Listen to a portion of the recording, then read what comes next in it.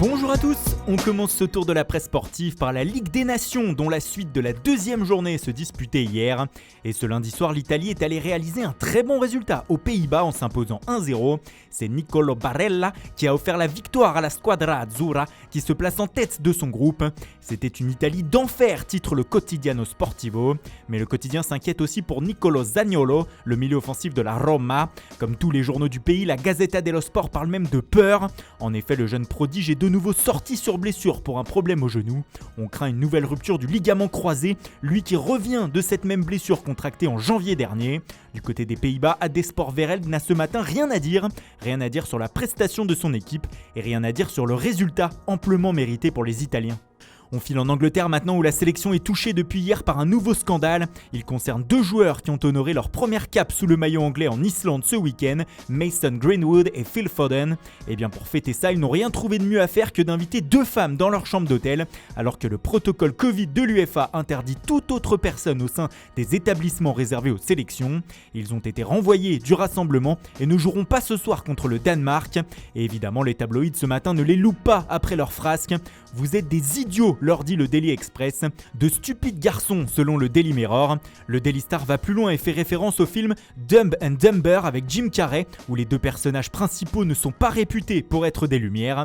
Une éclaircie néanmoins pour les deux hommes, leur sélectionneur Gareth Southgate leur a promis de les protéger de tout l'abattage médiatique à venir et que cela ne remettait pas en cause une sélection future lors d'un prochain rassemblement, comme l'indique The Guardian. Au sein des clubs, la principale information de la journée de lundi, c'est le retour sur les terrains d'entraînement du FC Barcelone de Lionel Messi. Quelques jours après sa volte-face et son transfert avorté, l'Argentin est de retour et c'est toute l'Espagne qui est soulagée ce matin. Bienvenue chez toi Léo, s'exclame Sport qui indique qu'il s'est entretenu hier avec son nouveau coach Ronald Koeman et lui a promis une implication totale. C'est comme si c'était hier et qu'il ne s'était rien passé, s'enflamme de son côté les Sportiou. Pour As, ce retour signifie le début de l'année 17 de Lionel Messi au FC Barcelone. Pour le moment, il s'entraîne seul avant le résultat de son test au Covid-19, mais il pourrait rapidement retrouver le groupe. Un événement qui dépasse les frontières comme ici en Angleterre où The Independent titre « Le roi est de retour ». Même chose en Italie avec le Corriere dello Sport qui explique que Messi est de retour sur les terrains, mais avec toujours la tête à Manchester City et des pensées pour Pep Guardiola. Les Citizens n'auraient pas du tout abandonné l'idée de faire venir la Pulga la saison prochaine, écrit le média. Ce dernier se penche aussi sur l'actualité Mercato ce matin et parle de la Juventus. Selon le quotidien, la vieille dame veut avancer sur le dossier Alvaro Morata, d'autant que le joueur espagnol serait très chaud à l'idée de revenir à Turin. Il aurait demandé à son club de le laisser partir, mais ce dernier, soutenu par son entraîneur Diego Simeone, lui aurait adressé un non catégorique. Cette affaire pourrait tourner au feuilleton dans les prochains jours. Toujours en Italie, la Gazzetta dello Sport sort ce matin une information qui concerne le FC Barcelone sur le dossier Lautaro Martinez. En effet, selon le média, l'Inter serait plus que jamais déterminé à garder son attaquant et pour cela lui aurait soumis une offre de prolongation de contrat de 5 ans avec à la clé une très belle revalorisation salariale de 6 millions d'euros par saison. De quoi tenter l'Argentin, surtout que l'opération en direction de la Catalogne s'embourbe et ne bouge plus depuis des semaines. Tout ça parce que les Blaugrana se sont rendus compte qu'elle était quasiment impossible à réaliser selon Mundo Deportivo.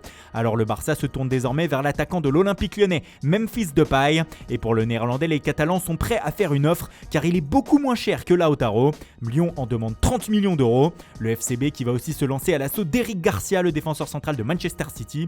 Les Blaugrana veulent négocier pour le joueur, à voir ce qu'en pensent les Citizens. Et on file en France pour terminer avec ce soir le deuxième match des Bleus comptant pour la Ligue des Nations face à la Croatie au Stade de France.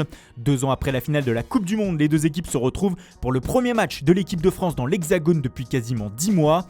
L'équipe espère que Antoine Griezmann sera de retour en forme après une performance en demi-teinte en Suède.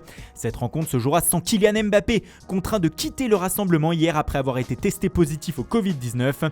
Cela est surtout embêtant pour le Paris Saint-Germain qui sera privé de son prodige jeudi pour son premier match de championnat à Lens et dimanche pour le déplacement à Marseille. D'où la colère hier soir du directeur sportif du club Leonardo qui s'est plaint de ne pas avoir été prévenu par la fédération du cas positif de Mbappé. Il l'a appris dans la presse, ce qui ne lui a pas plu. Mbappé n'est pas le seul à avoir été diagnostiqué positif hier. À Manchester City, Riyad Mahrez et Aymeric Laporte ont aussi été contraints à l'isolement, comme le rapporte le Manchester Evening News. Vous sentez cette drôle d'odeur? L'odeur de la saison galère partout en Europe? Voilà, c'est tout pour ce matin. Merci pour votre fidélité, bonne journée à tous et rendez-vous dès ce soir pour un nouveau journal du Mercato.